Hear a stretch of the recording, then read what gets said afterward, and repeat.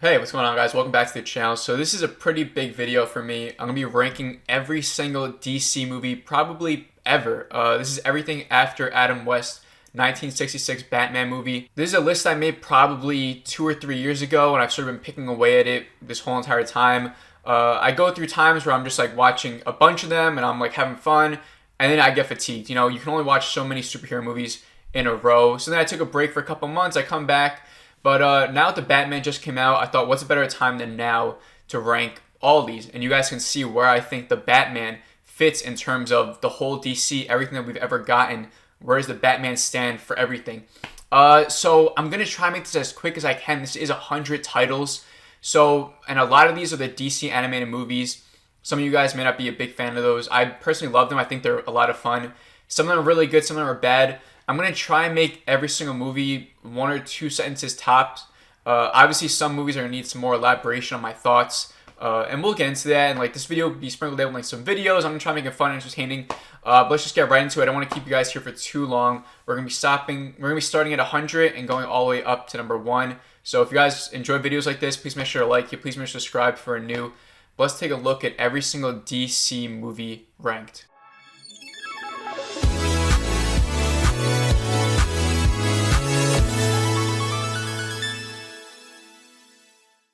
Alright, so starting off the list, I have Wes Craven's Swamp Thing coming in at number 100. If you look at this movie as a cheesy B movie, you could probably have a lot of fun with it. Personally, for me, I found the story hard to follow. I thought the prosthetics and like the whole costume looked awful. Now, it's 1982, so I can't really blame him. But Wes Craven, I mean, he's the director of Nightmare on Elm Street and Scream. Obviously, this movie came out before those two, so I can't really blame him either here. But I was hoping for maybe a little bit like a horror vibe for Swamp Thing. Instead, it's sort of like your same old Beauty and the Beast type of story that we've seen so many times before. I didn't like it. I didn't enjoy it, but I know that some people do enjoy it, probably because Wes Craven's name is attached to it. For me, personally, I just couldn't get behind it, so that's why it's here at number 100. I do think it's a pretty awful movie. Now coming at number 99, I have Steel starring, that's right, Shaquille O'Neal, the basketball player. Shaq just can't act. This movie was so bad. It never passes the threshold for me of being so bad that it's good. Some movies are literally laughably bad that they turn entertaining. For this movie, it was just bad. It had some comedic moments for me, especially one part where this girl named Susan, her wheelchair turns into a weapon, and then she uses turbo boosters to fly away. Maybe not.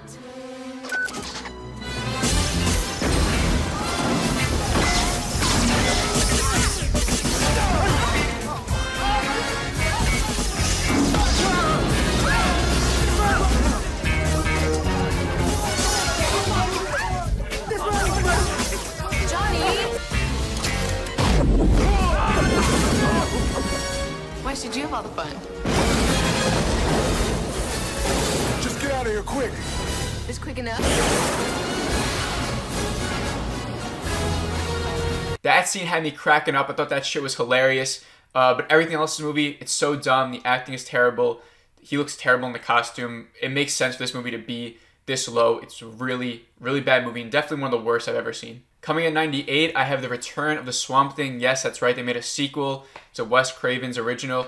This movie, if I didn't like the first one, I'm not going to like this one. I don't remember much that happens in this movie. I think the prosthetics look a little bit better. That's why I ranked it a little bit higher. But honestly, it's another terrible movie. Coming at number 97, I have the first DC animated movie on this list. I have Green Lantern Emerald Knights. So now, this movie isn't as bad as I say it is. I just didn't care about the story at all. It barely focuses on Hal Jordan and Sinestro. This is at a time where Sinestro is still part of the Green Lantern Corps, which is a really interesting time. There's like this big giant enemy that they have to go and defeat, and they introduce us to that central plot, but then throughout the whole movie, it's just filled with flashbacks of other Green Lanterns that I just didn't really care for. There wasn't enough time to build up any of the characters, so we're introduced like one Green Lantern, and it's like, okay, this is their story of how they got the ring, right? It was interesting, you know, I just didn't care for it. I wanted to see more of Hal Jordan and Sinestro's relationship, maybe more of the central plot. Towards the end, it drags on with this big battle scene. I really did not like this one at all.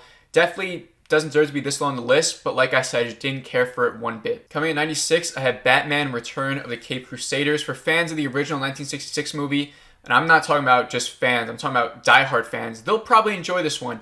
For a regular fan, like I'm sure a lot of us are, of the 1966 version, this one just didn't really fit well. You know, having the same sort of comedic quips and the goofy Batman in today's world, it just doesn't work that well. This one is sort of like nostalgic and fun, and you can get on board with it. For me, I just didn't care for it from the start. I don't think it ever should have been made, and the fact that there's actually another one after this breaks my heart. This movie is just not good. In 95, I have Batman Gotham Knight. I see a lot of people like this one. For me personally, I hated the animation. I thought the animation was really stupid.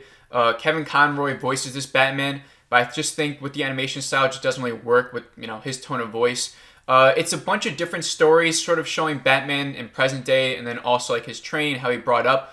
Cool concept, but I just didn't like how every single story didn't connect with the next part. It wasn't linear at all. I got really bored with probably every single story. There are some good concepts in here. It's fine. Like, it's Batman. It's the first movie in the DC animated universe. For me personally, it's just never one that I want to go back and revisit. Didn't like the animation. Didn't like the incoherent storyline. Coming at 94, I have actually the most recent movie on this list besides the Batman. It's Catwoman Hunted. And what they were trying to go for here, I appreciate they're trying to do something new. It's like this Japanese anime style for Catwoman. I just didn't like it. It felt like a different movie. It felt like this like anime movie, but it's just about Catwoman. I just didn't enjoy it. Maybe for fans of anime and for Catwoman, they could want something like this. I don't know. For me, I just didn't care for it. Then you got Batwoman in there, and you got like Talia al Ghul, and they try to do it this weird thing with like jazz music. It just didn't feel like a DC movie for me. I just didn't really enjoy it. But I see plenty of people enjoying it, so that's just me personally though. And now coming in number 93 of the infamous Suicide Squad movie from 2016, directed by David Ayer.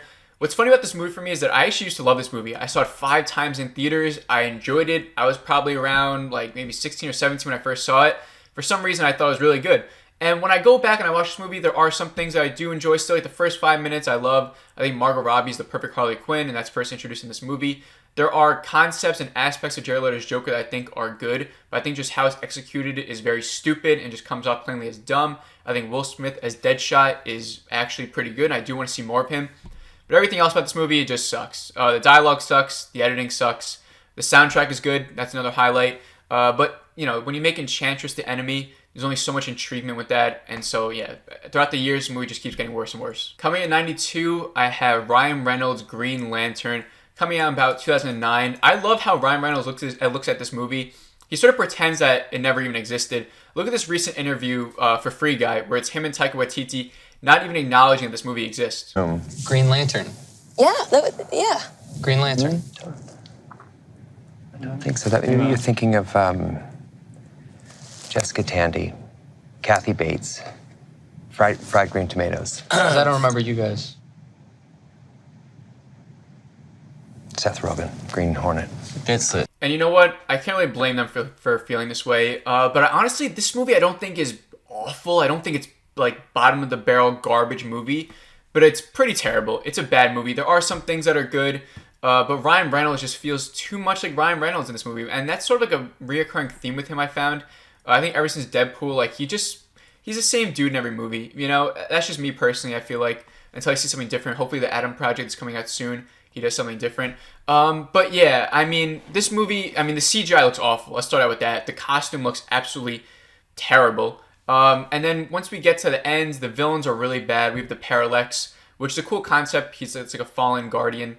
And then they fight like in New York City, which is a terrible, disgusting production design or CGI, whatever they used, looked terrible at the end.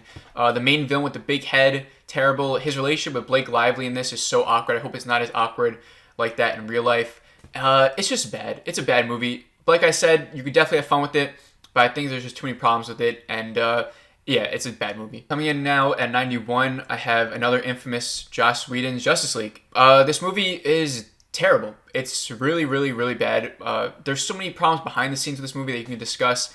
I feel like this movie's been talked about so much lately, throughout these last couple of months, especially when the Joss Whedon comments about what he was doing to like Gal Gadot came out. I think people hating this movie a lot more because of that. But the best word to describe this film is clunky. It's very clunky from the very beginning with the stupid camera shot of Superman with a CGI mustache. Everything from there is dumb. We see Batman. We're just thrown into the movie. We see Batman recruiting all these other heroes. How he recruits them and how he talks. Like Ben Affleck does not feel like Batman in this movie or like Bruce Wayne at all. Like, it just feels really silly. And then Steppenwolf just comes out of nowhere. Nothing's even explained about like why he's here. Like, it's very, very small and vague. Like why he's here and who he comes. We have no background information on him whatsoever. He's definitely one of the worst like villains on screen I've seen in quite some time. And then we have Ezra Miller's Flash, which I hated in this movie. I hated Ezra Miller's Flash. He's just a comedic relief character, where in Flash was like never really that. Like Flash was always funny, like in the DC shows and stuff, but he was never like the comedic relief character. Like Ezra Miller has so many jokes that were just fucking terrible in this movie, and this whole movie's full of stupid jokes for no reason. It's stupidly lit. Cyborg's CGI suit looks absolute like garbage, and every single time he's on screen, it was like distracting to watch. I think this movie would just be lost in time now. Now that the Snyder Cut is out, I don't see anyone, if you want to go see like that interpretation of the story, go watch the Snyder Cut. I think this movie will be lost in time. Alright, so now coming number 90, I have Batman and Robin. I used to think this movie was a guilty pleasure of mine. And don't get me wrong, there are still tons of moments I think are absolutely hilarious in this, especially with Arnold playing Mr. Freeze. The cheesy quotes are just so freaking bad that they're hilarious. But the thing about when I rewatch this movie is that I think it's just plain bad. In the first couple of minutes where, you have all these cheesy dialogue, it's hilarious. You have Batman playing ice hockey, which is a scene that we don't need. The Batman credit card, it's all hilarious. But when you're watching that for 2 hours and 40 minutes, by the end, you're just so tired of it. There's only so much you can take. And George Clooney as Batman, another actor who I think he just feels like too much like himself here. Like he's just too much of George Clooney. And then we have Uma Thurman playing Poison Ivy. Like, she's fine. The thing I like about this movie is that Joel Schumacher, directed it. Rest in peace. He just passed away recently last year. The production design, it's fine. Like, it has its own sort of vibe it's trying to do. And it works for, like, what they're trying to go for, I guess. But I think just in the grand scheme of things, like, where Batman has evolved to now, looking back at this movie as, like, a goofy, nostalgic thing, I can definitely see it. I watched some YouTube clips of some of the funny scenes, but it's never a movie I think that I want to, like, go back and rewatch the whole entire thing. Because, like I said, it just gets really, really bad. Alfred is cool in this movie. They make him a big part of the movie, which I appreciate. And I like that they try to do something with Alfred. And how it wraps up is actually pretty good. But then when you have, like, Batgirl being introduced, she's freaking awful in this. Oh my god, like, it's so bad. So many awkward, every single moment's just awkward in this movie and cringe and just fucking terrible. That in the beginning, like I said, it's digestible and it's fine. But the runtime is so long that by the end, you're just like, wow, this is so bad. Like, please get this off my screen. Now coming in number 89, I have Batman vs. Two-Face. This is another one of those 1966 sort of rip-off movies that the animated universe decided to put out. I don't know why they made these. I think they're terrible. But like I said, if you enjoy the old movies and the TV show, you could definitely have some fun here. Coming in number 88, I have Batman and Harley Quinn. Holy shit, let me tell you about this movie. There's one piece of dialogue in this movie that I think is some of the worst I've ever heard in any movie ever. I'm going to play it for you guys right now. Oh, holy. It's not so bad. Smells like discipline. Like, what is that? Harley Quinn farts and Batman says it smells like discipline? Harley Quinn actually even rapes Nightwing in this movie. There's a scene like that. That's all we gotta say. This movie is so bad. I don't want to talk about it anymore. Just showing you guys that scene alone should probably sum up what I think about that movie. Now coming number 87, I have Batman Soul of the Dragon. This was a fairly new movie that came out. I thought I would like this movie. It has a lot of inspiration from like a 70s vibe of like James Bond and the Bruce Lee movies. I'm a huge fan of the James Bond and Bruce Lee movies, but I think fitting those vibes in a Batman movie just doesn't work that well. And the thing about this movie is that Batman's sort of a side character. It's mostly about this guy named Richard Dragon, who's just a Bruce Lee ripoff, and it's sort of like his story. So I was expecting a Batman movie. You don't really get that.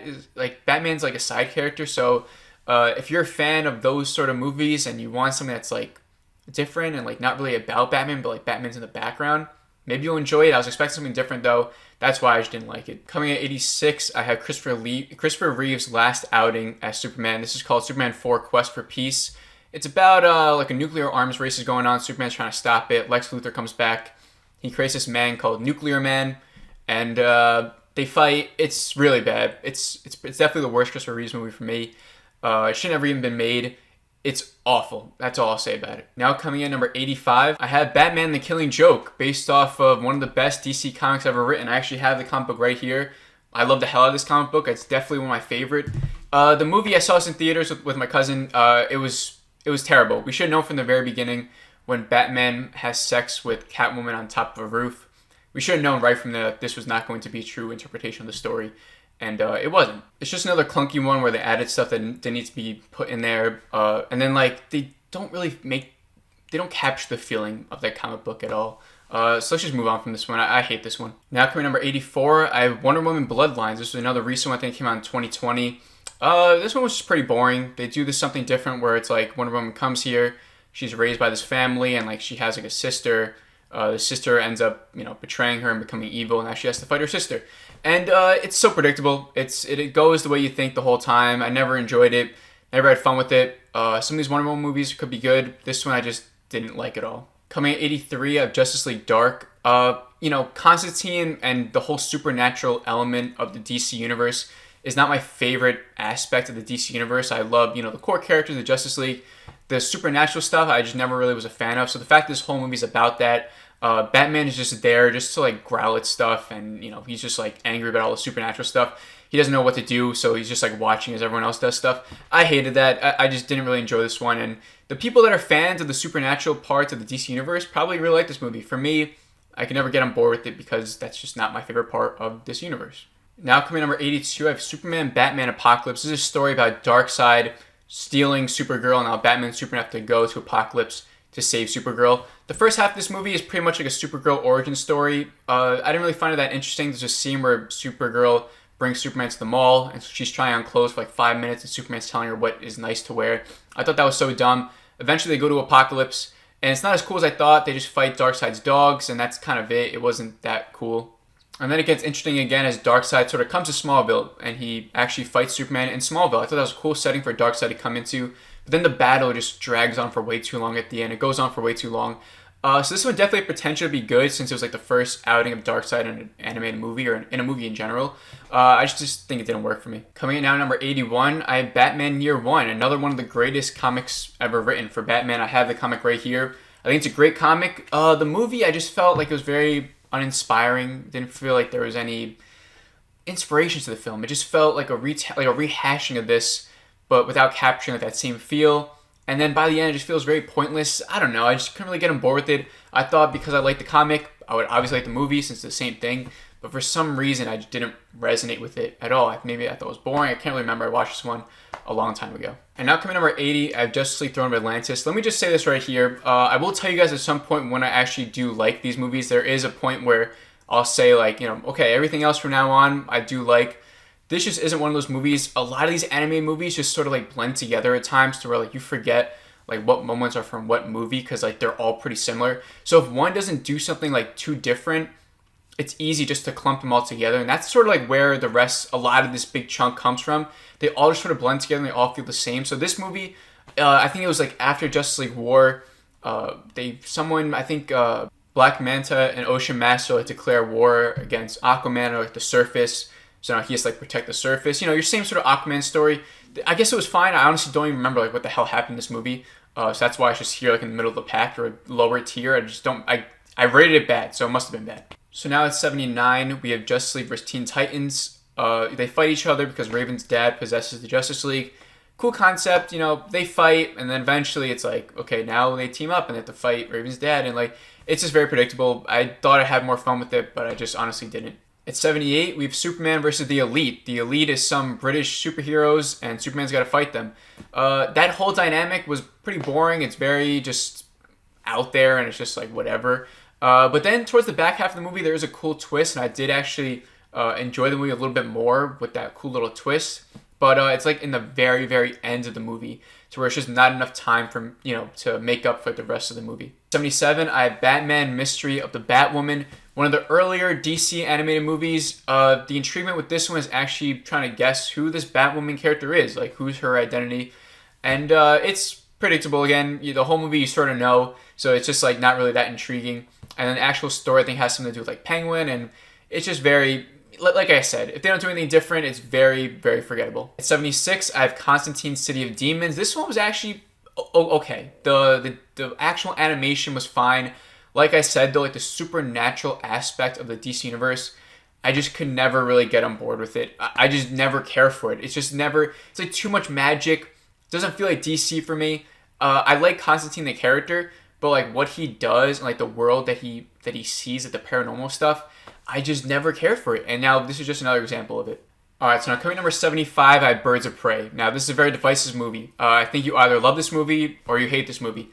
For me, I hate it. I've seen it twice now. I'm going to tell you guys what I like about it. I think Margot Robbie continues to be the best Harley Quinn. I like the character of Huntress. I like the character of Black Canary. I like what they do there.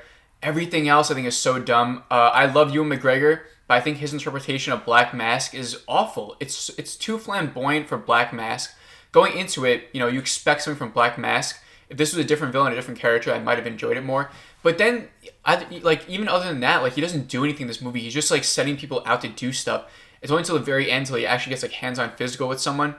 The actual story of this movie is fucking terrible. It's about an Asian girl who swallows the diamond. So the whole movie is Harley Quinn trying to make her shit out the diamond so Black Mask doesn't kill her. That's the whole point of the movie. Black Mask wants this diamond. A girl gets it, swallows it, and now Harley Quinn's like, oh, I gotta protect you now, and she gives her laxative to try and shit it out before Black Mask comes and kills her. It's a fucking terrible, terrible story. I hated it. But I think the choreography of Harley Quinn and what they do there is fun. But overall, I think this movie's terrible. I own it for some reason, just because I'm whatever. But yeah, I hate this movie. Coming in number 74, I have Supergirl from 1984. I'm sure a lot of you maybe never even knew that this movie existed. Charlton Heston's in it. I love him. He's a plus in this movie. Everything else is pretty bad. I think I actually enjoyed it a little bit more than some others. Some people think this is dog shit, bottom of the barrel type of movie. And it definitely is. I think I looked at it as a time, I'm looking at it for its time, so it's 1984. I gave it some leeway. But yeah, it's a bad movie. It's just cheesy, cringe. It looks bad. The story is very hard to follow. It's sort of very dumb, and it gets really crazy and wacky, and they just didn't really have the budget to do it well. So, it's no shock that they haven't made a Supergirl movie since this, because this one just proved that it's hard to make a good movie around her. I think. We'll see what this new Supergirl interpretation does in the Flash movie. Coming in number 73, I have Wonder Woman 1984. I love the first Wonder Woman. The fact that this movie takes everything that's good from the first movie and doesn't even put it in this movie. It's set in the 80s, so there's this campy vibe that comes with it. I didn't like the campy vibe for Wonder Woman. Gal Gadot actually comes off as annoying and unlikable in this movie, which I didn't think was possible. The pluses of this movie is Steve Trevor and Pedro Pascal was fine. I think he was a little bit overhyped as a villain when this movie first came out. I thought he was okay. But yeah, Kristen Wiig as Cheetah. The CGI looks awful on her. The big CGI fight at the end looks terrible. There's so many bad editing choices and there's stuff in the movie that just looks plain terrible. And I don't know, it was maybe Patty Jenkins had some behind the scenes stuff that was a problem. But I just didn't like this movie at all. I'm so shocked that it's such a step down from that first movie.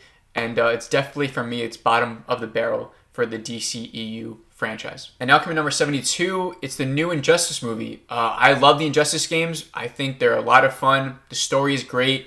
This is, again, just another rehash of the game, but they changed some things up to make it a little bit more exciting and surprising. I just wasn't a fan of the animation. I think the voice acting was pretty bad in this too. Another one that just comes off kind of clunky. It's definitely entertaining, though, I'd say. It's not dog shit terrible. Because the story is entertaining. It's about, Superman that goes bad because the Joker kills Lois Lane in the whole metropolis. That's a pretty interesting story. And now they have to, try and stop Superman. So it's definitely entertaining. I just didn't really enjoy it. If I wanted to watch Injustice, I'd just go read the comics or I'd just watch a walkthrough of the actual game. There's no point in really watching this movie. Coming in number 71, I have Superman, Shazam, The Return of Black Adam. This is more of a short story. I think it was less than an hour long. But it was long enough to where I was all right, I'll include it in this ranking. And just so you guys know, this is pretty much all movies. The Watchmen limited series is in here. But I didn't include Peacemaker because I see that as an actual show. There's no CW show, so I just want to say that. But it's short enough. There's really not much to talk about. It's fine. It's whatever. Coming number 70, I have Justice League Gods and Monsters. This is set in an alternate universe where it's Batman is a vampire and Wonder Woman is a big goddess and Superman is something else. It's very different alternate versions of these characters. They're framed for an embassy bombing and they have to try to show their innocence or whatever. It is okay. It's fine. It's whatever. It's, again, in this tier of the movies, they all just feel okay. It's never terrible, but it's just you're bored. You're just what's the point of this one? It's if they don't do anything different from me, I'm just whatever. So the fact this one's in a different alternate universe, I'm just all right. It's not even Batman. He's a fucking vampire. Why am I going to care about these characters? But coming at number 69, which is a very fitting number for this movie, it's Batman vs. Superman, Dawn of Justice. Tell me.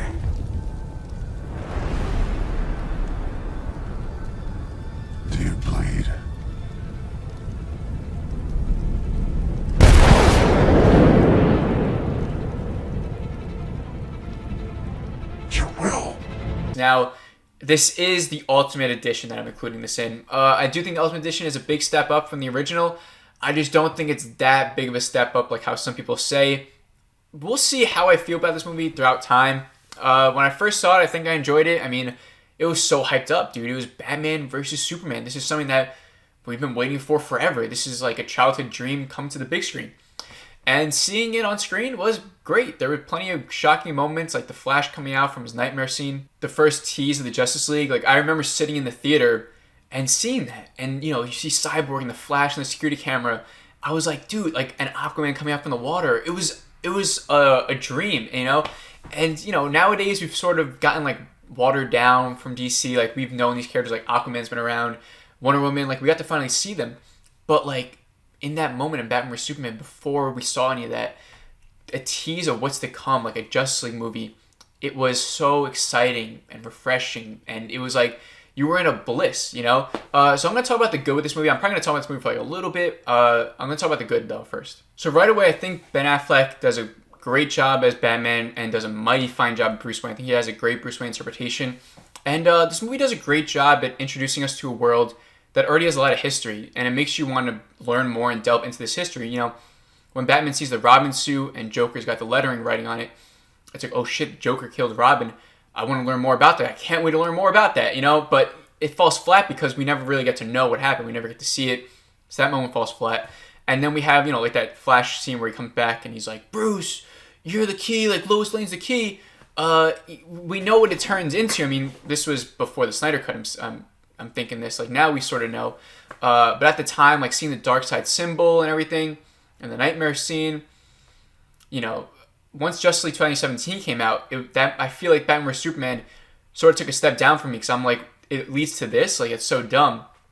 Now with the Snyder cut coming out, maybe I look at Batman vs Superman a little bit different now, because some of those teases do have a good payoff, so maybe it does elevate this movie a little bit. One of the most annoying things about this movie for me is Lex Luthor. Jesse Eisenberg's Lex Luthor. I fucking hate it. I really do. It comes off as so cringe for me, you know, with the Jolly Rancher scene. His dialogue, like, everything he says is just so overdramatic and stupid. I literally thought to myself while watching, like, who wrote this shit? Like, I think it's honestly terrible. Some people enjoy his interpretation. I think Lex Luthor should be a certain way. I think when you try to make him, like, this goofy, like, thing, and people are like, he's smart, though. He's actually smart. Like, I don't know. It's stupid. Like, I think he looks dumb. He feels dumb. He's such a big distraction for me with this movie. I really don't like it. And then there are some questionable things about this movie, you know, like Batman kills. He blatantly kills. He has no kill code. They go against that. The Martha scene's dumb. Actually, every single time I rewatch it, I think to myself, it just gets more dumber and dumber. I'm like, this is really bad. And then everything with the courtroom stuff and like Senator Finch and like the piss stuff. Like, I don't know. It's just like, there's so many things that I don't care about this movie. You know, like the first half I think is pretty good, but then things get murky, you know, as it goes along. The actual fight between Batman vs Superman is good. It's fun. And then when you find out Lex is behind everything, and then Doomsday comes, and Wonder Woman comes. Wonder Woman coming down is my favorite part of the movie. So the thing about this movie is that there's a ton that I don't like. There's also a lot of things that I do like. And so that's why it's sort of like in the middle of this list at 69. I think I do like it a little bit less. And these next couple of movies, Batman vs Superman is probably a better movie than them, but they just don't get me mad. Like, there are things that when I'm watching this movie that actually get me pissed off. And so that's why it's lower on this list. Maybe it should be a little bit higher, but I just think there's the negatives, like the positives don't outweigh the negatives here. If anything, the negatives actually outweigh the positives for me. I wish I could look at it in a different light, but for right now, at this moment, I just don't see it as a good movie. Coming number 68, I had Batman vs. Dracula. And this movie was actually not as bad as I thought. You know, it's pretty simple. Dracula just comes to Gotham, and they both have something to do with bats, so it's kind of cool for them to see. Not a big fan of animation style.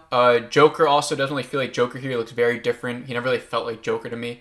But there are some actual good moments in this movie. There's a scene where Batman has a nightmare, and they sort of play into his fears, which I love. I love when they show the vulnerable side of Batman, and that's sort of exposed. So they do that here. The movie actually does get a little bit better. I actually found it pretty entertaining throughout the whole way. So it's definitely not anything too special, but it's not bad either. So that's why it sort of falls in the middle here. Now here, number 67, I have Batman: Death in the Family. I actually messed up with this movie. It's the first time where you can actually make different decisions for the movie. It gives you a choice and you can make different decisions. Now the thing is that I watched it on HBO Max. So on HBO Max, you can't do that. It doesn't give you the option to change. You just watch a rehash of Batman Under the Red Hood. Batman narrates his story to Superman. that's all you get. So this is actually probably better than what my rating is saying, because I didn't actually see like what the movie was trying to do. I couldn't make any of the choices. And then it comes with a bunch of special features, 4 short stories. They were fine. If you're interested in them, I'm sure you can enjoy them. I watched them and I was just like, yeah, it never made me care, so I just didn't really enjoy them. That's why it falls here. At 66, I have Justice League: The New Frontier. This is supposed to be another one of the best DC comics I've ever made. I actually never read this one. The movie just sort of fell flat for me. I think it dragged a lot. It was sort of cool in the beginning. We get introduced to all these different characters.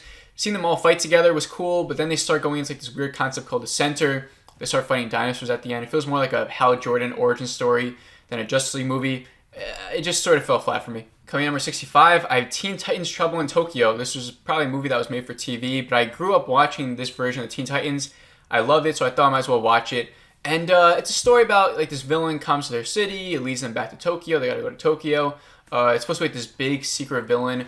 I sort of called it from the beginning. Again, another predictable one where it's like the main mystery of the movie ends up being predictable, so it sort of just ruins the whole movie. There's a cool thing with Robin and Starfire. Robin just sort of starts to get the courage to ask her out and stuff. I always enjoyed seeing that. The movie's alright though. Again, like I said, this middle bracket of the list, it's all going to feel the same thing. They're all going to be like, okay, fine, and this was just another one. But now at 64, I have Catwoman. You were probably wondering where this one was at the bottom of the list. Now let me tell you something about Catwoman.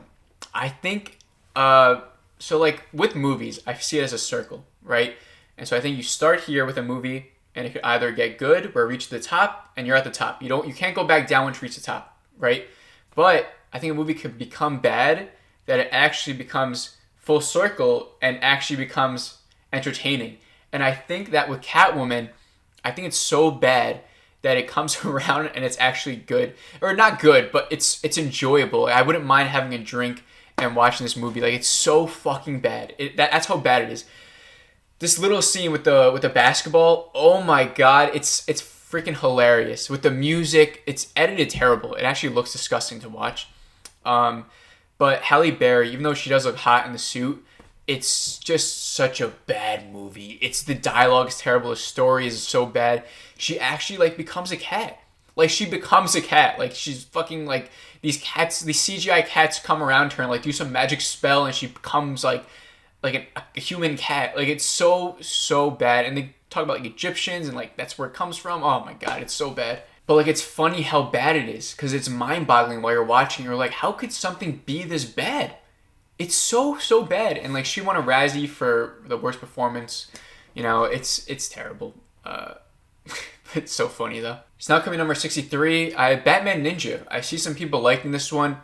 Again, like Catwoman Hunted, I can appreciate what they're trying to do with like this Japanese anime style for Batman.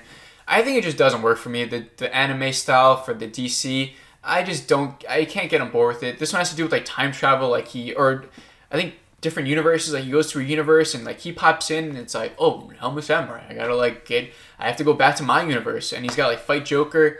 It just felt dumb. I'm like, what's the point of all this movie? So again, just because of the style, I'm just not into it. That's why I didn't like it. But there's people that like it. So now coming number 62, I have Suicide Squad: Hell to Pay. This is actually a pretty entertaining Suicide Squad movie. If you like Batman Assault on Arkham, which I'll get to soon, I'm sure you'll like this one. Task Force X actually feels like an actual squad. They work well together. Or not well together, you know what I mean. Like their chemistry between them, it's how it's supposed to be. Like they don't like each other, but they work well together. And they have to go steal something, this mystical object that they'll risk their lives to go see. Waller sends them on a mission. Your typical Suicide Squad story that you'd want, filled with some badass villains that come in, and it gets really interesting towards the end. I enjoy this one. I think I actually like it. It's just again kind of short, and there's not too much. It sort of gets repetitive. It's like the same thing over and over again. So now coming number 61, we have Batman Gotham by Gaslight. Again, I'm not a huge fan of like them doing different stuff with the Batman. Obviously, it's a very famous comic. He's trying to find that famous killer, Jack the Ripper, and it's a cool idea, cool concept. You can see how someone could think of it, like, who's the most famous villain from long ago? And it's like, oh, Jack the Ripper. And it's like, yo, what if Batman was a detective during that time? Would he be able to find him? And it's like, yeah, he probably would. So now let's make a movie about it, make a comic about it. But there's a big twist about like who Jack the Ripper actually is. That is interesting. Like, I like that part of the movie. I think it's like, it doesn't really fit well for the character, like that he would do that. I think that's actually dumb too, and it actually sort of ruins the movie. Actually, it's not even that cool. But the movie in general, it's boring. It's sort of gross to look at. It's dark. I don't know. Didn't really do much for me. Coming number 60, I have Superman Unbound.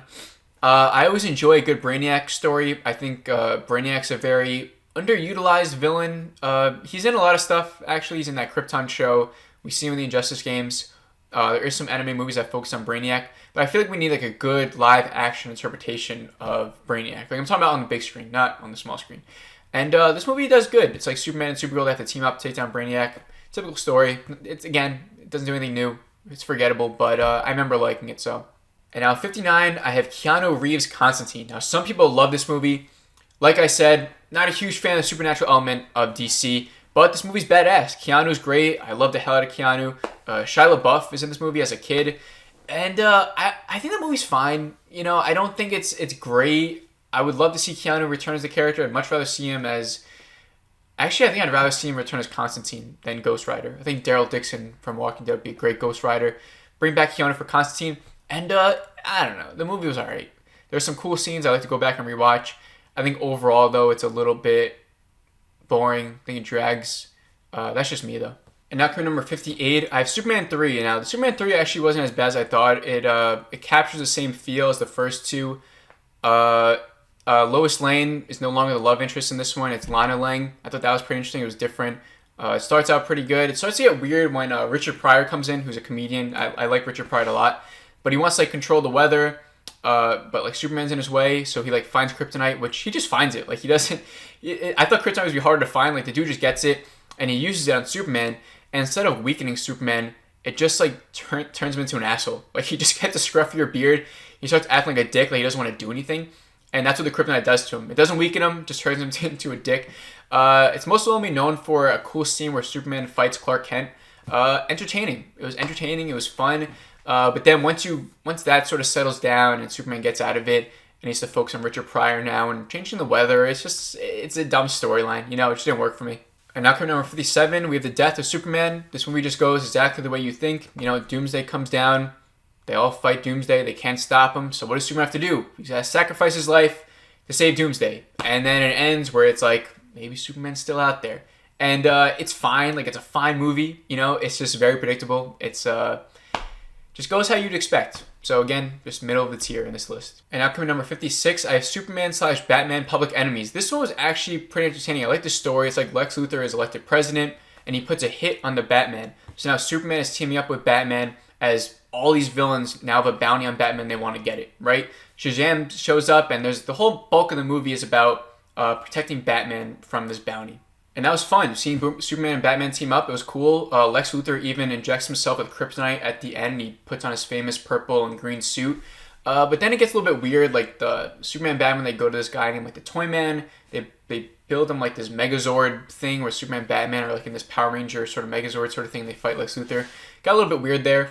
But the movie was, again, fine. It had some good concepts that I enjoyed. But the movie in general, it was good. Like it wasn't anything to get too excited about though. The animation was definitely an improvement. I like the animation style here. But again, like, yeah, it was sort of cool, but nothing too crazy. Coming number 55, I have Batman Hush. Some people really hate this movie. I think it was, again, fine. It was entertaining enough. I haven't read the comic, though, so maybe that's why I'm not as critical on the movie. But it's like, you know, Poison Ivy, she takes control of Superman. She takes control of these other villains. Batman's got to take him down. We're trying to figure out who Hush is. It's entertaining for me, like, trying to figure out who Hush was. You know, seeing all these different heroes go evil. Cool. Definitely middle of the pack, though. It's probably worse than what I think of it.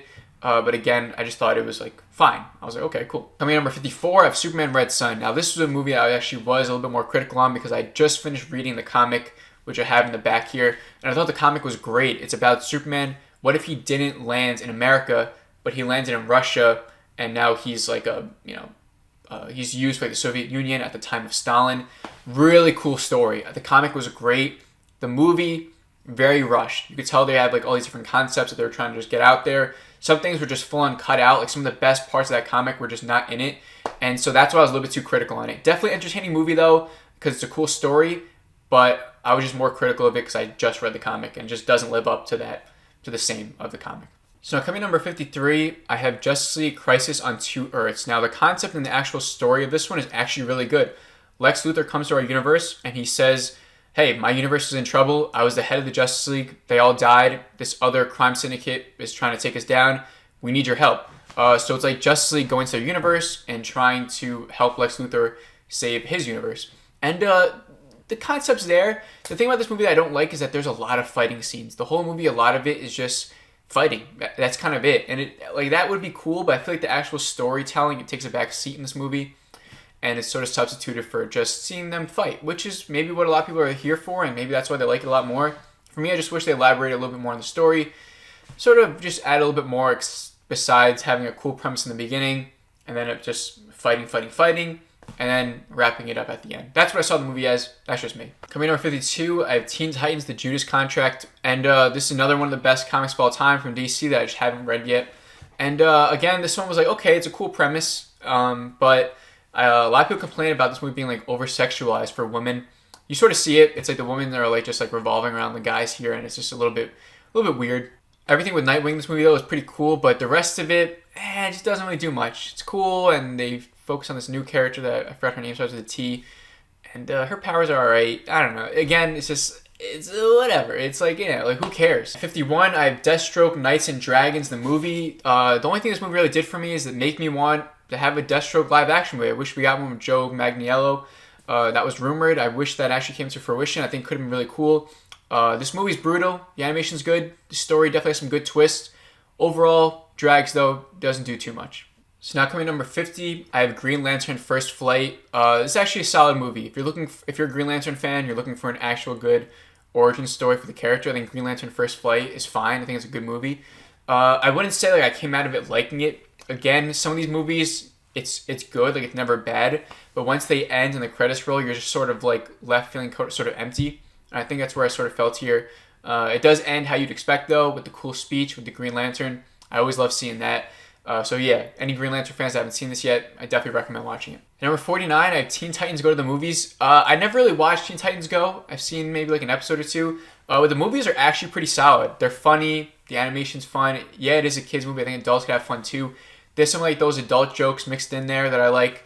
And there's a ton of cameos in this. They go to the movies, so like they're, they have a tour of like Warner Brothers and like they go very meta. I enjoyed it. It was actually pretty fun. And I would say from here on out, it's safe to say that I enjoy these movies now. The top 48, the rest of these, I would say that they're fine to where I come out of them and I'm like, okay, that was good, I like it, to, end up being great and top tier as we'll see. Alright, so now coming number 48, I have Batman Forever. Now, nostalgia plays a heavy hand in this movie.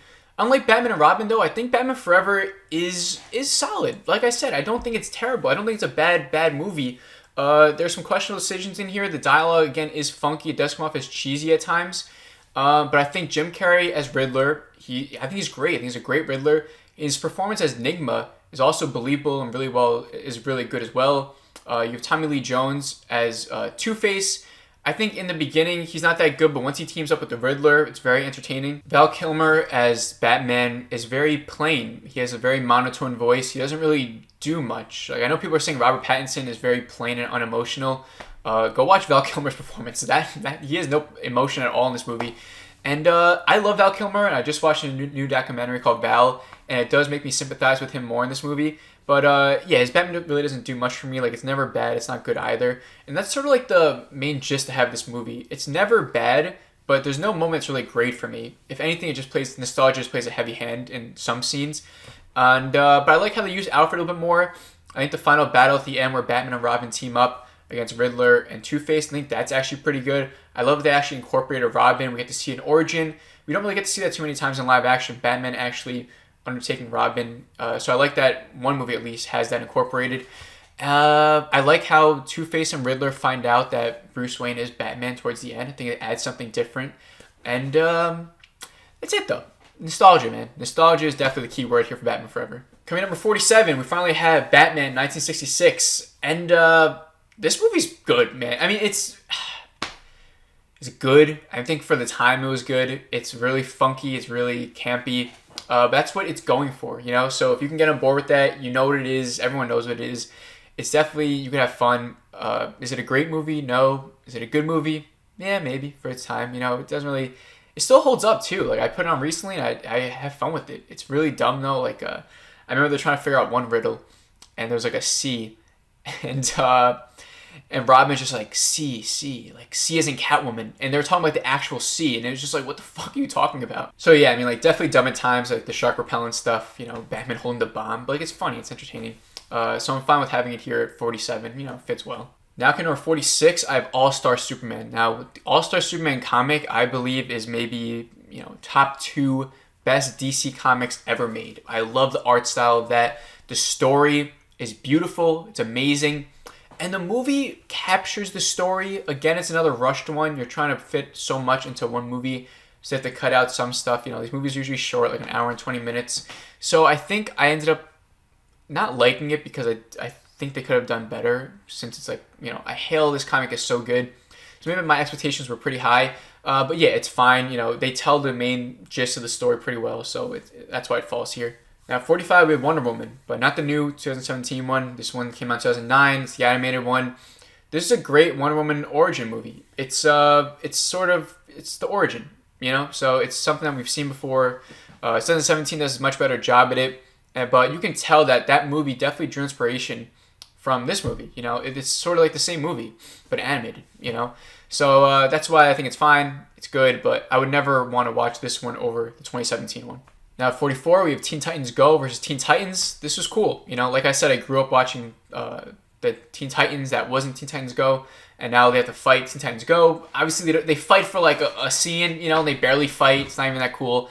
And then they have to team up, you know? So now they have to team up. They have to cooperate. They go up against these cool villains. You know, it's Raven's dad again and someone else. It's entertaining for the most part. It's cool seeing these characters back on the big screen. I didn't go see it in the theater, but you know what I mean. So yeah, like, it was fun, entertaining again. So coming in number 43, we have Batman Assault on Arkham. I'm pretty sure this movie's rated R, and I think the Suicide Squad movie 2016 should have just made this movie. I mean, the Joker has like a bomb hidden in the city somewhere, so Batman's trying to figure that out. Waller sends Task Force X to go do something with the Riddler, so they got to do something with that. Obviously, they all sort of mix together, and I think it's a solid movie, man. It's really good. I don't love it as some others do, but I do think it's a great Suicide Squad movie. And before the newest one that was directed by James Gunn, I think this was like the best Suicide Squad movie you could watch if you wanted a good Suicide Squad movie. And I wish that they just made this into live action because it's a great story. So now coming to number 42, I have Christopher Reeves' Superman 2. So now this isn't the Richard Donner director's cut that you will see on this list. So this is the original theatrical version. And I think Superman 2 is a great movie. It's almost as good as the first one for me. I love how it continues off the first movie. In the first movie, we have a little snippet of General Zod being thrown into the zone. What's it called? The Phantom Zone, right? And what seemed like a little nod to the character in the first movie ends up being the driving force of the second movie. So I love seeing Zod in this. It was great. My favorite part of this movie is actually the relationship between Lois Lane and Superman. It's really good, and it's the majority of the second act is focusing on their relationship. It takes a little bit to get to the main story, as we do focus on their relationship a lot, but it was never boring. I liked it. There are a couple of twists here, like because Superman's a metahuman, like he can't be with Lois, and I never knew that was a thing, but like they sort of play into that here, so I thought that was cool. Once Superman actually fights Zod at the end, though, after Zod like takes control of the White House and stuff, it does go on for a little bit too long. It does sort of drag for me. I'm not a huge fan of it, but the Richard Donner cut, you know, fixes this. And when I do watch Superman 2 now in the future, I'll always be watching the Richard Donner cut because it does add some cool things. But we'll get to that in a couple numbers. I forgot which one we're even at. All right, coming number 41. I can already tell it's gonna be a long ass video. We have Justice League versus the Fatal Five. Interesting story. It's you know, some people come from alternate universes. We have Jessica Cruz as the Green Lantern. I like Jessica Cruz as Green Lantern in the comics. She's definitely cool and it's different, new. She's like the main focus of this movie. It's like sort of like her origin, trying to figure out her powers, using them the right way. Her becoming the hero that she needs to be. Also, this other character from a different universe becomes a big part, and he has like this big thing at the end.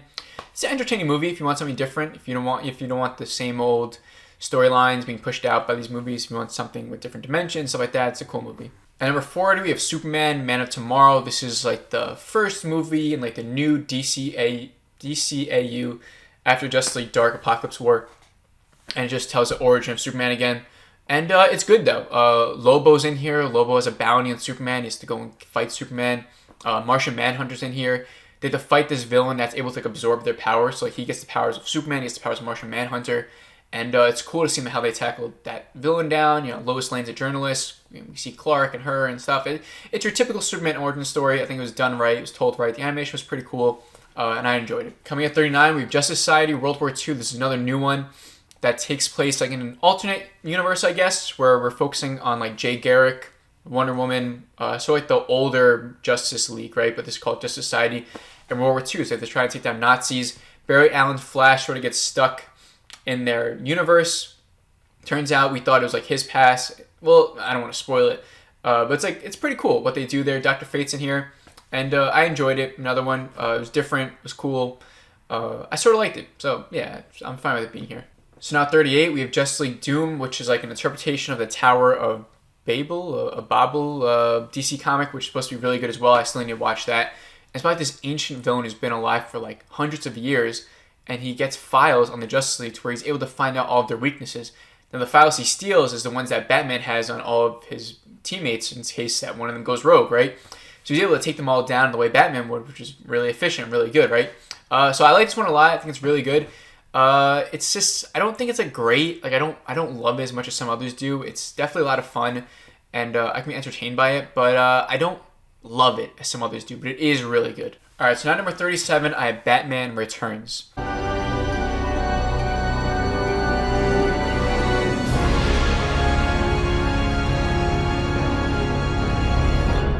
So, I know some people love Batman Returns. I like it. It's fine. As a kid, there's another one very nostalgic. I still remember the opening where we see the origins of Penguin. Still very creepy to me, like has that Tim Burton feel.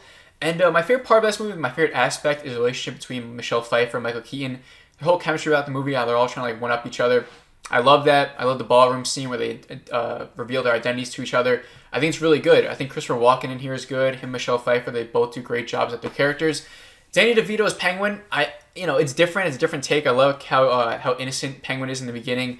How he's just trying to like live up to his parents or make them proud or whatever. What I don't like about this movie is when he runs for mayor and we see all the campaign stuff. I just don't really care that much for it, and they spend too much time on that. And then I realized that like throughout the whole entire movie, like there's not an actual like story that much. Like the story is not that good. And then by the end, when they fight when Keaton fights the Penguin, it's fine. Like it's nothing that exciting. It was fine. But I do enjoy the actual ending where it's like Michael Keaton, he's walking to the clouds back to the Batmobile. It's a good conclusion. I do wish we got like one more movie in his trilogy, like to wrap up his trilogy if they made that.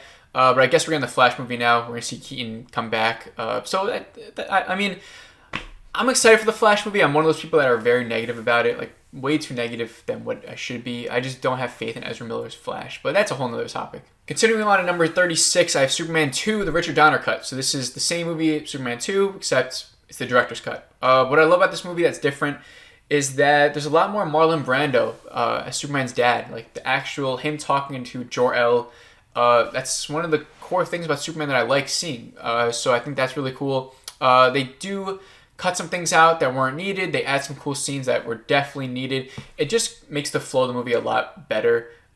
So that's why I put it up here. It's not that big of a jump from Superman 2, but it's enough to where I'll always want to watch this one over the previous one. At number 35, I have Justice League War. If I'm being honest with you, I haven't seen this one in quite some time, maybe like a year or two.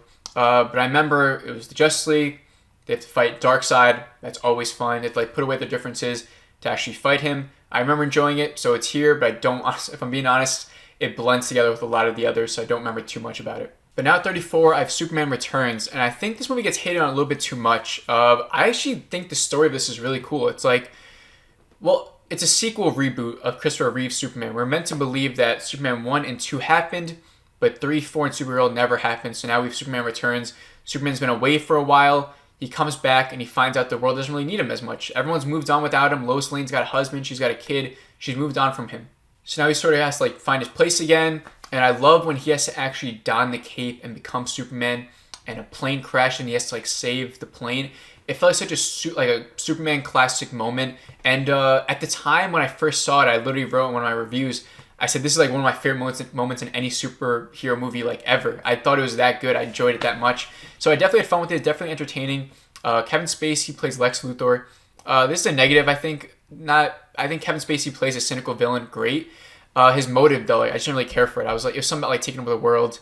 it was fine. Like, it didn't deflate the movie, but it didn't elevate it either. So it ended up just being like okay. But yeah, I think it gets hated on too much. Like I say, I do enjoy it. I think it's a good movie. On a rewatch, we'll see if it holds up. But I've only seen it once. I think I was pleasantly surprised though. And number 33 though, I have another Superman movie. This is Superman Brainiac Attacks, one of the earlier DC animated movies. And like I say earlier throughout this list, I love a good Brainiac story. And this one is really cool. It's a typical Brainiac story. What I love about this movie though is that it plays into Superman as Clark Kent and Lois Lane. It's like him trying to go on dates with Lois, but then Brainiac is attacking out the window, so he's like, oh my god, I gotta go be Superman now. And it's like, I love that. Like, I love that part of Superman where it's like he's trying to tell Lois, like, there's cool moments where it's like he wants to give Lois a note saying like, I am Superman, but then like there's just not enough time. Like, he just can't do it, and it's really good. Like, it plays into that really well. This movie surprised me for being an early DC animated movie and actually having a good story. Good voice acting, good animation. It's definitely surprised me. It's one checking out. Coming number 32, we have Superman Doomsday. And now I think this movie's really cool. It starts out where Lex Luthor accidentally unleashes Doomsday. So what does Superman have to do? He has to sacrifice himself to kill Doomsday. That's what he always does with Doomsday, right? So, that happens in the beginning of the movie. And then all of a sudden, like, Superman just comes out of nowhere, and he starts acting differently, though, and he kills a criminal. And that's when it clicked in our heads, like, this isn't our Superman. So now it's like we find out that like it's a clone that Lex made. Eventually, like, our Superman comes back and he's got the long black hair and he's got to fight this other Superman. So we have this cool Superman vs. Superman fight. Really cool story. I love how it progressed.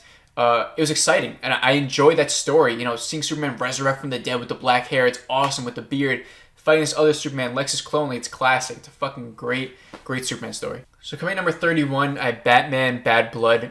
This is like the last movie in a cool little trilogy focusing on like Batman and Damian Wayne. And this one, Batman goes missing. So it's like Nightwing and Damian have to team up along with like Batwoman. They have to try to find out like what happened to Batman, And it's really cool. I'm not going to spoil anything for it. Definitely worth checking out though if you're into Damian Wayne and Batman. Like, I love the relationship. It's such a cool thing. Like, Batman and Talia al Ghul and the relationship there, and then Damian Wayne, like what he's becoming. Like, I find it so intriguing. I wish I'd see more of that. On the big screen and stuff like that. So I do appreciate this movie. I think it's pretty good. But now number 30, I have Batman and Mr. Freeze Sub-Zero. This is a very nostalgic movie for me. I remember having this on VHS. I think I still have it on VHS. But Mr. Freeze, man, he's a great villain that gets overlooked. I love his motive. He's not an actual bad guy. He just wants to save his wife, So he kidnaps Barbara Gordon because she has the same like organ donor stuff as his wife. So he kidnaps her, and now Batman and Robin have to go and save her from Mr. Freeze. A very short movie, like an hour and 7 minutes, but it's a fantastic Mr. Freeze story that has a very impactful ending. I love the ending of this movie, and like I said, nostalgia plays a very heavy hand. And now number 29, I have Aquaman. So I loved Aquaman when I first saw it. I thought it was like one of the best superhero movies I ever saw, because it has a lot of emotion, and I love superhero movies that have a lot of emotion. And so everything with Tamara Morrison, Nicole Kidman at the end, like the father and son thing, Aquaman becoming Aquaman, like the fight scenes were cool. I think the CGI worked well. Now when I watch it, I have a very different opinion on it. I think some things are very campy, very cheesy, very clunky. They have a fucking Pitbull song just out of nowhere. Like, it feels really weird at times. I also found a lot of things like just pop up, just like push the plot forward. Like the trenches, like the people from the trenches just come out of nowhere, and it's like I don't know. Some things just feel very just not good. It feels very clunky. But I mean, I think overall my thoughts on this is I think it's a great movie theater experience. I think it was a movie that you should have saw in theater. It has like that big, crescendo theater thing to it. But like overall, when you're sitting at home and you watch, it doesn't have like that same experience. At least for me, it doesn't have that same feeling. But still, I think the VFX looks great. And it's not bad. It's a good movie, I think. I like it still. It's just not as good as I once thought it was. And at 28, I had Batman Beyond: Return of the Joker. And when Netflix first came out, or at least when I first got Netflix, the first show I ever watched was Batman Beyond on there. And I loved it. I love Batman Beyond. So when I finally saw Return of the Joker, it's like, Batman Beyond is a story that takes place far in the future. Bruce Wayne's an old man. How does the Joker come back, And so I'm not going to spoil it if you haven't seen it. But it's a cool thing. The thing I love about this movie is the flashbacks, finding out like how Joker knew about Bruce Wayne as Batman, and like what actually happened to the Joker and what happened to Robin. I loved all that. And when I go back and I rewatch it, I find that the flashbacks are actually the things I'm most interested in, besides the actual Return of the Joker. Even though it's obviously good, but now that I know like the twist of it and everything about it, it's still great. And the flashbacks do make that twist worth it. That's the whole point. So it's a very well-made movie. I do enjoy it a lot. I wish it was a little bit longer, but yeah, it's great. So now coming number 27, I have 1989's The Batman. We can cut a deal. Jack. Jack is dead, my friend. You can call me Joker. So this is probably higher on a lot of your list. I'm going to talk about this one. I do think it's a great movie. I love it. I think the second time I watched it, like, it wasn't as great as I remembered. Like, I had this movie at like a 4.5 star rating. I thought it was phenomenal. Then I rewatched it, and I was like, this isn't as great as I thought. The first 35 minutes, it's like whatever. Like, I feel like there isn't a great moment to this movie until after the first 35 minutes when we see Jack Nicholson walk in and he says, "You can call me Joker," like that. And I love that. I think Jack Nicholson is a great Joker. I love when, like, he hacks the news network and, you know, all the thing in the museum. He plays very stern yet playful Joker.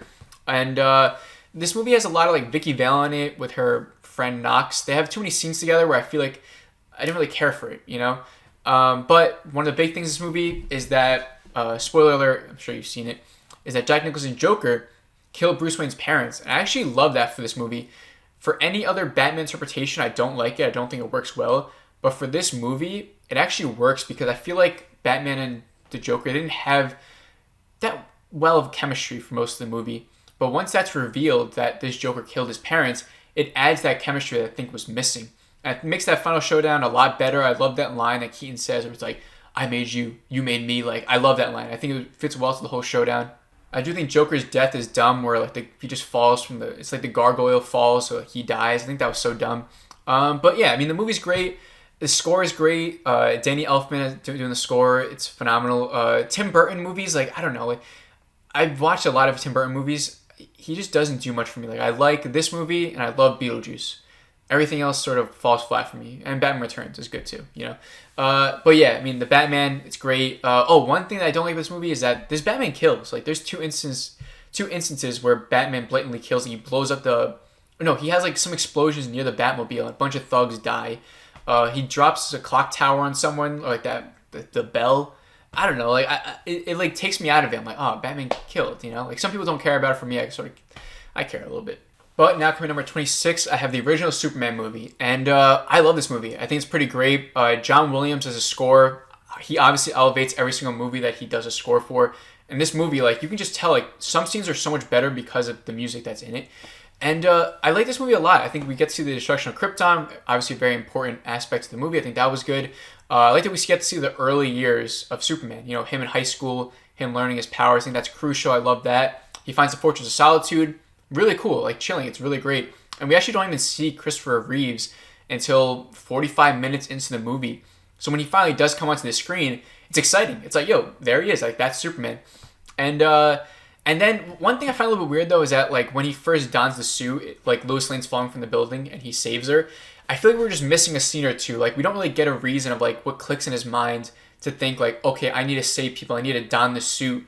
Like, we don't have that. He just comes out of nowhere and, like, has the suit already on. And then towards the end, another spoiler alert, I'm sure you've seen this movie, it came out, like, in the 70s. There's a scene where Lois Lane dies, and I was shocked by this. I was like, they're really going to kill Lois Lane? But then Superman uses his super speed to, like, go around the world and, like, reverse time, which I didn't know he could do. And then he, like, just saves her. And I felt like it was sort of like a weak ending, like, it was sort of cheap. And I was like, Superman can do that? I rather wish she died so it would add, like, another layer to his character. But it's fine. It's a happy movie, happy ending. Gene Hackman as Lex Luthor. I love Gene Hackman. I think he was probably one of my favorite actors during this time in the 70s. So to see him as Lex and the villain, he does great. He doesn't put on an iconic performance like how I wanted, but he does a fine job. He pushes the plot forward. So yeah, this is a classic movie. Probably should be higher on this list in terms of, like, how important it is. But yeah, I definitely enjoy it. I think it's a great movie. All right, so I can't believe we're still going. But number 25, we have Son of Batman. This is where Batman first finds out that he has a son named Damian Wayne, who was raised by the League of Assassins. Come on, it's fucking awesome. Like, I love that. Deathstroke as the main villain. And Ra's al Ghul is playing there. Talia. There's a lot of surprises with this one. Like I said, I love that relationship where it's like Batman finds out he's got a fucking kid and he's got to go get this kid and he turns out to be a little dickhead, and to see their little relationship, it's cool. Like, it's funny. I enjoy it. Son of Batman's definitely an anime movie worth checking out if you haven't seen it yet. At 24, I have Batman versus the Ninja Turtles. Now, listen.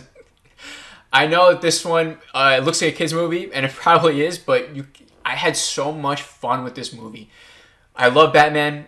As a kid, I fucking love Ninja Turtles movies. I'm even getting excited just thinking about the movie. It was like that good. We have Batman saying like cowabunga in this movie. He says pizza time, you know, they just have fun with it. We see Batman versus Shredder. We see Ninja Turtles, Raphael versus Penguin. They obviously fight for a little bit, and then they got to come together to defeat Shredder and someone else. And it's just a ton of fun. If you're someone who loves Batman and you love the Ninja Turtles, or at least used to, you'll have a lot of nostalgic fun with this movie. I know I did. But now coming number 23, I have Batman The Long Halloween Part 1. And The Long Halloween, definitely my favorite Batman comics. Actually, after I read it, I said out loud, I said, this is probably my favorite Batman comic ever. And it probably is, I think. But this Part 1 was great. I really enjoyed it. Part 2, I think, is just a little bit better. But Part 1 was a great start. It was a lot of fun finding out like Falcone and like, you know, there's a lot of twists in here that I don't want to get into, but I love all the different sort of villains. I think they adapted the comic pretty well. And yeah, so it's definitely, I think, one of the higher tiers movies of the DC animated universe. But now coming number 22, I have Reign of the Superman. And this movie surprised me. It takes place after the death of Superman, after he sacrificed himself, killing Doomsday. And it's a world without Superman. So we have all these different sort of sub-Supermans start to take the role. We have like Superboy, we have Cyborg Superman, you know, Steel, like all these different Supermen are trying to, you know, be the next Superman, you know? And now other villains find out that Superman's dead, so now they want to come in, they gotta like do all this stuff. This movie gets really crazy towards the end, and it gets really good, so I don't want to spoil it, but any Superman fan should definitely check it out. I had a lot of fun with it. But now at 21, I have Batman The Dark Knight Returns Part 1. At 20, I have Dark Knight Returns Part 2, so I see these two as different movies. You could watch them all at once. The ones that I watched, like, they were separate. They were like an hour long each. I think the second one is a little bit better than the first one just because we do see Batman versus Superman in that one. We do see Batman versus Joker. But I think the first one is a great setup. Everything with, you know, what are those group calls with they're like zombies with the things and all that stuff. And we have the Robin, Kelly. But the second one just has a little bit more that I'm more of a fan of. Like I said, the Superman stuff. And, you know, it's adapting the greatest probably DC comic ever made, right? Besides Watchmen, in my opinion. So the story's there. It's good. It's a great movie. I enjoy watching them. I actually forget how good they are, then I put them on and I get reminded. So now number 19, I have Batman vs. Robin. This is a great DC movie. I love this one. We're continuing off the relationship between Damian Wayne and Batman. Damian Wayne's having a problem with Batman's no killing rule. He thinks it's really stupid, really dumb. So he starts to do some things on his own. I love that. This is also a Court of Owls story. Now, if you're someone who just loved the Batman, and where there's rumors of Court of Owls being the next movie and you don't want to read the comics, definitely seek out Batman vs. Robin. It's a great Court of Owls story. A lot of twists in here. Again, I love the relationship between Batman and Damian Wayne. Nightwing's thrown in here. There's some badass scenes with Alfred towards the end. There's a really fun DC movie that I enjoy a lot. Coming number 18 is Shazam. Shazam's just a fun movie. It's a very relaxing, very nonchalant movie. It's entertaining to the max. It's a funny, comical movie with some heart, and that's all you can really ask for. I think they did a great job with this movie. At the time, the DCEU wasn't anything crazy. It was having a lot of problems. So I think Shazam was a breath of fresh air for a lot of us. It was just a good movie, you know, a great movie. It was finally a great movie that wasn't as divisive as some of the other ones. You know, you're dealing with a character that isn't Batman, isn't Superman, there isn't that much critique. We just want to see a good movie. I think the story is great here. And so I'm excited for Shazam 2. I think Fury of the Gods should be good. But I think Zachary Levi does a great job here. At times, he does feel a little bit too like kiddish. Like he doesn't feel like his kid counterpart actually. Like Billy Batts is an angry kid. Then all of a sudden he's like this happy-go-lucky guy, and he's like, I got powers. That's like one fault of the movie. Ugh. But yeah, definitely a fun movie with a lot of heart. We're now going on to number 17. We have Justice League Dark Apocalypse War. I've been talking for a while. I didn't want this to go on for that long, but here I am. Justice League Dark Apocalypse War is the ending of the DC animated universe. This is like the Darkseid final battle. It's like everyone versus Darkseid, right? And it doesn't disappoint. I see some people having problems with it, saying that it's just a lot of killing. That's sort of what they do. They just sort of fucking rip everyone apart, and there's blood everywhere. And it's good though. Like I think it's really fun, and to see them lose in the beginning, and then have to sort of come together, whoever's left, to take down Darkseid. Darkseid's got like Batman as like a minion, and there's like an informant, and you don't know who it is, and Superman's like fucking lost his powers because Darkseid injected him with Krypton throughout his whole entire blood. Like it's really cool concepts in here. Constantine's a big part. Thankfully, this movie doesn't focus on the supernatural aspects, but Constantine is a big part, so that's why I like him a lot more in this movie. Raven's a big part. It's a cool movie. I enjoy it. And it's a cool ending, so it's definitely a fun one. At 16, I have Zack Snyder's Watchmen. I love the hell out of this movie. I have the director's cut here. I think Watchmen is the greatest comic book of all time. Not just DC or Marvel. I really do think Watchmen is the greatest DC comic book of all time. It changed the way people looked at comic books. They had so much to say. And Watchmen, I think it's so much fun. Like, Zack Snyder has that perfect vibe for it. Dr. Manhattan is great. I love his philosophy, his way of thinking. Rorschach's a great character. Everything with Owlman and the Silk Spectre, their whole relationship, her with Dr. Manhattan, it's a lot of fun. The soundtrack is great. The only thing about this movie is that it's very long, the director's cut, and some things just don't hit as well. Like that pirate stuff, the animated stuff. I don't know if you guys have ever seen that. It's a big thing in the comics and they're fine, but in the movie it just takes up too much time. It's a film that I could probably talk about a lot more. There's a lot you can talk about. The ending where they change it, where it's not the squid. It's whatever. Like, it still works well for the movie. And I could go on forever about this movie. But let's just say that when I first saw it, I liked it. On a second watch, it did get better for me. So I do think it's a great movie. Definitely a top tier Zack Snyder movie for me. And now number 15, I have The Dark Knight Rises. Oh, you think darkness is your ally? You merely adopted the dark. I was born in it, molded by it. I didn't see the light until I was already a man. By then it was nothing to me but blinding. The shadows betray you because they belong to me. I do think Dark Knight Rises is the worst out of the trilogy. Don't get me wrong, it's still a great movie. It really is. It just has this problem. It feels clunky. Like, Bane is good. It's just not great. Obviously, the whole voice thing has become iconic, and I do like that this Bane is more sophisticated and smart, and he's not like that tough guy Bane that we're used to seeing. And Tom Hardy does a good job. It's just like, I don't know, like, there's something about this movie that just feels like it just has this problem. Like, the fighting is weird. I like how they bring back Ra's al Ghul and they play into like Talia al Ghul. Catwoman, Anne Hathaway's Catwoman is very forgettable. But I do like Joseph Gordon-Levitt as like the Robin, even though it's just like weird. It's like a weird Robin at the end. It's like a more realistic depiction. But I love the ending of this movie. I think it's a very perfect ending to the Dark Knight trilogy. Definitely one of my favorite endings in general in movies.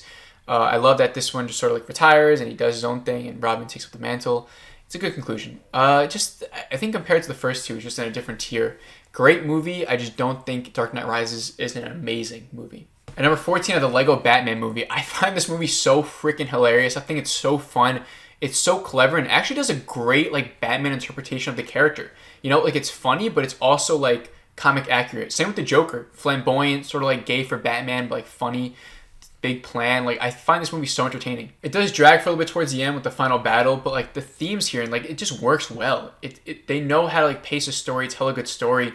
And yeah, it's a kids movie, but it's a great fun Batman movie. Like it really is. And at number 13, I have the Suicide Squad movie, the James Gunn one. And this movie was great. Peacemaker became my favorite character after. It's pretty much Guardians of the Galaxy, but like DC and like a lot more brutal. Like they curse a lot more, they show a lot more blood. And I think it's a great story. And I think the whole twist of it towards the end with like Amanda Waller and Rick Flag and Peacemaker and everything there is really great. The Starro, I think the Star villain could have used a little bit more screen time or a little more explanation. It does have its faults, but I do think, Harley Quinn continues being the best interpretation we've seen on screen. Definitely fun, definitely very comical. A ton of great moments. I've only seen it once though, so if I see it again, maybe the score will go up. But for right now, I'm okay with it being in my top 15. At 12, I got Man of Steel, Henry Cavill's first outing as Superman. This is definitely a movie that grew on me upon multiple rewatches. Just the scene alone of him actually learning how to fly with Jor-El's voice over it, which is played by Russell Crowe, which I think he does a great job as his father. That moment is like pure Superman, and it's so good. Then you have Hans Zimmer doing the score. Great score. It's a movie that when I first saw it, I just didn't like it. I was like, why is Superman so dark? Like, why this movie I don't like? Like, what's up with the camera techniques? I don't like it.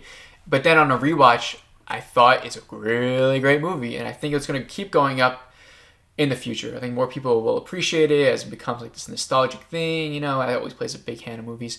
And I think it's just a movie that we further appreciate. I think people definitely appreciate Henry Cavill a lot more now. I hope he comes back one day. I know he's probably not, but he was definitely a great Superman. All right, but now at 11, I have Batman Long Halloween Part 2. I really got to start wrapping this up. So this one's great. It's definitely, I think, better than the part 1. I like how they do some things different from the comic to leave comic fans sort of like on edge, and there's some shocks there and some surprises. It's just a really fun story. If you don't know Long Halloween, definitely check it out. It's fun. It's a cool mystery. We're trying to figure out who is, killing all these people. Like, we think it's the Joker. We think it's Calendar Man. Like, he's being killed in all these different holidays. It's fun. It's a cool little mystery. I enjoy it. Definitely top tier animated movie. But now, the top 10. Cracking the top 10. Number 10, we have Flashpoint. The Flashpoint movie. Flashpoint comic is amazing. Definitely by far the best Flash story. And the animated movie is really good too. It's a great interpretation of the comic. It's so sad at the end. Everything with Bruce and his universe. And the whole point of the story is that Flash goes back in time to save his mother. And because he saved his mother, it changes everything. It's like the Mandela effect. So it's like his mom's alive, but Bruce Wayne died. So Thomas Wayne takes up the mantle of the Batman. His mom becomes the Joker. There's this whole different universe where everything's different. And he's got to it's just the Reverse Flash comes and he messes everything up. And it all leads to like this climactic conclusion where the Flash knows what he has to do. So he's like, he does this. And then it's like this really sad ending. It's definitely, I love this movie. And every single time I rewatch it, again, I get reminded of how good it is. Well, let's move on. Number 9, I have the Wonder Woman. I love this movie. I think it's definitely the best DCEU movie. It's a great origin story. The score is great. Gal Gadot does a perfect interpretation of Wonder Woman. I love the No Man Land scene. The whole story, I love the twist of Ares, of who he actually is, like who's the big bad villain. Her using her powers at the end, who she becomes, like actually becoming Wonder Woman. I think it's so great. I remember loving it when I first saw it. And then, over time, you're like, was Wonder Woman really that good? Even now, I'm sure you guys are thinking, like, Wonder Woman top 10, like, that's a little weird. But when I rewatched it, I was like, yo, this is fucking good. Like, it's really good. And so I enjoyed it a lot. So now number 8, I have the Watchmen limited series. I just saw this series recently, and it blew me away. At first, I was a little skeptical on it. The first episode blew me away. The first episode, I was fully on board. I thought it was really good. But, like, shit just gets crazy. Like, every episode, you're sort of confused for a while. Or, like, every episode, you're sort of confused until, like, the last maybe 2 or 3. So it's like, I was wondering, I'm like, what does this all lead to? But, like, it has really good mystery, it has really good payoff. Once Dr. Manhattan shows up, I know people are mad that, like, he's black now, but, like, that never mattered for Dr. Manhattan, so it doesn't bother me. I think it's fine. And, yeah, people are mad about, like, race swapping and stuff in this movie. Like, Hooded Justice is now black. But, like, it works. Like, it was a great story. Like, the way they told it, it made sense, so I liked it. And Regina King, she did great in this. She was definitely a standout. Her performances were great. The story is good. It's a great interpretation of the continuation of the Watchmen comic book. They follow the Squid comic book. This isn't a Zack Snyder's continuation. It's more of a comic book interpretation or continuation. And everything with Ozymandias, and there's some twists with him and his lineage and stuff like that. It's really bonkers. If you haven't seen it yet, highly recommend it. Definitely probably one of the top limited series in general that I've ever watched. And now it's 7. I have Zack Snyder's Justice League, the Snyder Cut. This movie was great. It was amazing. It was everything I wanted it to be. It was everything you wanted from the original Justice League movie. Going into it, I had my doubts. 4 hours long, can it really keep my attention for that long? And it did. And what's funny is that I watched all 4 hours of this movie. I literally went back home after I watched it at my cousin's house, and I watched it all over again, 4 hours. I spent 8 hours straight watching it and then rewatching it. And again, I just wasn't bored. It was one of those movies where, you watch it, and I was like, how much rewatchability factor does this movie actually have? It's fucking 4 hours. And I watched it again, and it flew by. Again, I think it's so good. It's so epic, man. And the fact that we'll never get a continuation of this, I really don't think we will, is so upsetting. Because, when Wonder Woman cuts up Darkseid's head, and, like, we see him in there, it's fucking awesome, bro. And it's a great ending. Martian Manhunter coming down, And the nightmare scene, so good. Sucks, man. It sucks that we'll never get it. It really is a great movie. I love it. I think it's close to perfect. It's like a 4.6 out of 5 for me. And I think it's going to stay that way for a while. And I don't know, like again, it's such a long movie to take on, like 4 hours to watch it again. Maybe one day, if I ever want to rewatch all these DC movies again. I don't know. I'm kind of DC'd out. But number 6, Batman Under the Red Hood, man. This movie's fucking amazing. It's about Batman with Jason Todd as his Robin. He lets Jason Todd die. Joker kills him, And so now Batman is left all this guilt, and all of a sudden this guy named Red Hood just starts coming over and starts killing people. And it's like, who's this Red Hood guy? And it's like, oh shit, it's my dead Robin. It's Jason Todd. It's epic. It's cool. And he's like, he has so much emotion, And especially at that end scene where he gets Joker. And he's like, you didn't kill Joker, you know, like that was the one thing that pissed me off, like why didn't you kill him, like because you thought he killed me and stuff. And Batman's like, it's not what we do. And then Jason's like, you choose, like it's me or him, like blah blah blah blah. It's fucking awesome. It's epic. And I love the flashback scenes in here too. Is like it, you know, Jason's how such an innocent kid as Robin, and I see what he becomes, and you know, it's Batman's fault in a way. It's really cool. It's really deep for the character. Definitely top 2 animated movies in DC. But coming number 5, and by far the best DC animated movie ever, is Batman: Mask of the Phantasm.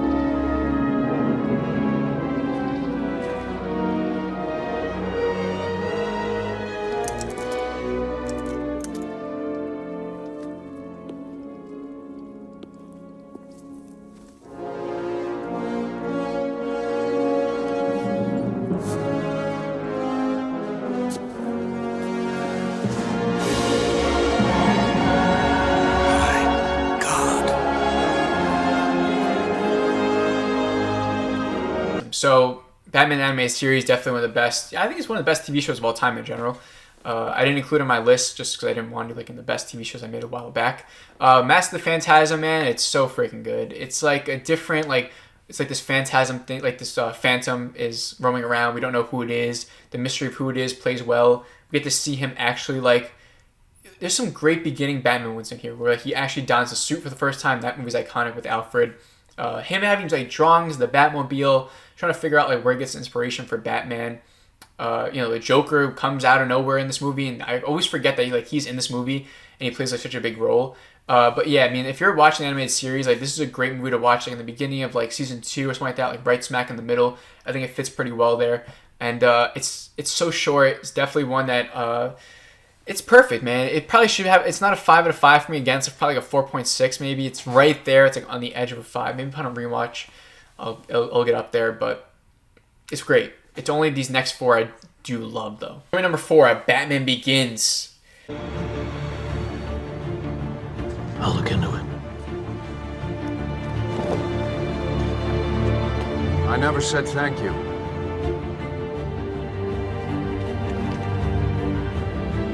And you'll never have to.